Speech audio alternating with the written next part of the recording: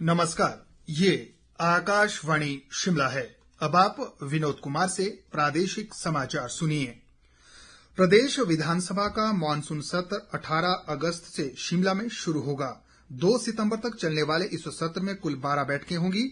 कल शिमला में मुख्यमंत्री सुखविंदर सिंह सुक्खू की अध्यक्षता में आयोजित मंत्रिमंडल की बैठक में यह निर्णय लिया गया। इसके अलावा मंत्रिमंडल ने राज्य चयन आयोग द्वारा टीजीटी व जेबीटी पदों के लिए परीक्षा में भाग लेने वाले अभ्यर्थियों को ऊपरी आयु सीमा में 2 वर्ष की एकमुश्त छूट देने के निर्णय पर भी अपनी मुहर लगाई। मंत्रिमंडल ने आगामी शहरी निकाय चुनाव में ओबीसी आरक्षण लागू करने और प्रदेश में एक बार लॉटरी सिस्टम खोलने का निर्णय भी लिया ताकि प्रदेश की आर्थिक स्थिति को सुधारा जा सके। इसके अलावा मंत्रिमंडल ने कई महत्वपूर्ण निर्णयों पर भी अपनी मोहर लगाई। इस बीच नेता प्रतिपक्ष जयराम ठाकुर ने प्रदेश में पुनः लॉटरी खोलने के मंत्रिमंडल के फैसले की कड़ी आलोचना की है। उन्होंने कहा कि व्यवस्था परिवर्तन वाली सरकार ने एक बार फिर लॉटरी को वैध कर दिया है, जो पहले भी लोगों के घरों को तबाह करने का कारण बनी थी।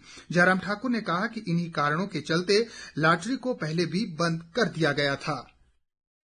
हिमाचल प्रदेश में अब लॉटरी को लीगलाइज कर दिया गया, यानी कि लॉटरी जो बंद की गई थी, बंद इसलिए की गई थी कि बहुत सारे परिवार तबाह हुए, कई घर नीलाम हुए, कई लोगों ने आत्महत्या की, उस कारण से बंद की थी। लेकिन व्यवस्था परिवर्तन का दौर में फिर से एक बार इसको लीगलाइज किया जाए, ये एक फैसला लिया और जिसके कारण आने वाले समय में निश्चित रूप से एक हालात ऐसे बनेंगे कि प्रदेश में वही स्थिति फिर से हमारे सामने।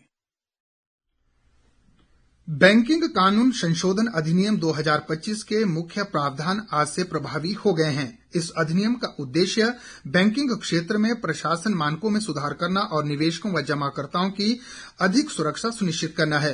वित्त मंत्रालय ने बताया कि इस वर्ष 15 अप्रैल को अधिसूचित अधिनियम का उद्देश्य सार्वजनिक क्षेत्र के बैंकों की ऑडिट गुणवत्ता में सुधार और सहकारी बैंकों में अध्यक्ष और पूर्णकालिक निदेशकों को छोड़कर निदेशकों का कार्यकाल बढ़ाना है। अधिनियम के प्रावधान अधिकतम ब्याज की सीमा में भी संशोधन करेंगे और इसे 5 लाख रुपए से बढ़ाकर 2 करोड़ रुपए तक करेंगे। नया अधिनियम 1970 के संविधान संशोधन के अनुरूप सहकारी बैंकों में निदेशकों का कार्यकाल 8 वर्ष से बढ़ाकर 10 वर्ष करेगा। शेष समाचार इस संदेश के बाद। कल मैंने अपना बीपी और शुगर की जांच करवाई और मेरा शुगर बढ़ा हुआ आया है। अच्छा, कहाँ करवाई ये जांच? यही अपने नजदीकी सरकारी स्वास्थ्य केंद्र पर। बड़ी सुविधा है, शुगर और बीपी दोनों की जांच हुई और दवा भी आज से चालू हो जाएगी, वो भी बिना किसी पैसे के। क्या मैं भी करा सकती हूँ? बिल्कुल, ये जांच 30 साल से ऊपर सभी लोगों को हर साल में करवानी चाहिए। मैं आज ही जाती हूँ। राष्ट्रीय स्वास्थ्य मिशन हिमाचल प्रदेश द्वारा जनहित में जारी। प्रादेशिक समाचार में एक बार फिर आपका स्वागत है। प्रधानमंत्री नरेंद्र मोदी कल 2 अगस्त शनिवार को उत्तर प्रदेश के वाराणसी की यात्रा के दौरान 9 करोड़ 70 लाख से ज्यादा किसानों को 20,500 करोड़ रुपए से अधिक राशि की प्रधानमंत्री किसान सम्मान निधि योजना की 20वीं किश्त जारी करेंगे। प्रदेश के कुछ जिलों में आज भी मानसून की वर्षा का क्रम रुक रुक कर जारी है। मौसम विज्ञान केंद्र शिमला ने आगामी 6 अगस्त तक प्रदेश के कई जिलों में भारी बारिश की चेतावनी जारी की है। विस्तृत ब्यौरा इस रिपोर्ट में।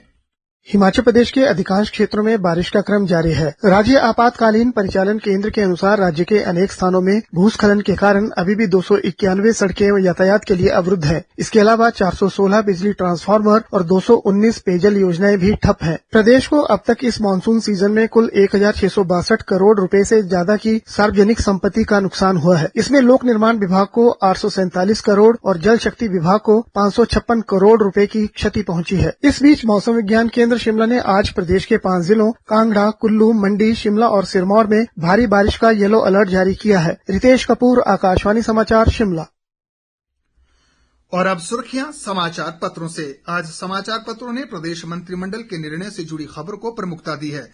अमर उजाला की सुर्खी है, हिमाचल में शुरू होगी लॉटरी, शहरी निकाय चुनाव में ओबीसी आरक्षण। दैनिक जागरण के शब्द है, हिमाचल में 25 साल बाद शुरू होगी लॉटरी। दिव्य हिमाचल लिखता है, सालाना 100 करोड़ होगी कमाई। पंजाब केसरी का शीर्षक है, दुर्गम व जनजातीय क्षेत्रों में 290 आशा वर्कर होंगी नियुक्त। हिमाचल दस्तक का कहना है, विधानसभा का मॉनसून सत्र 18 अगस्त से होंगी 12 बैठकें। दैनिक सवेरा टाइम्स ने लिखा है, सूबे में पिछड़ा वर्ग आयोग के गठन को सरकार की मंजूरी। दैनिक भास्कर ने खबर दी है, मुख्यमंत्री सुक्खू आज से दिल्ली दौरे पर, कैबिनेट विस्तार और निगम बोर्डों में ताजपोशी पर होगी चर्चा। इसी के साथ प्रादेशिक समाचार का ये बुलेटिन समाप्त हुआ। हमारा अगला बुलेटिन आप सुन सकते हैं सुबह 11 बजे। नमस्कार।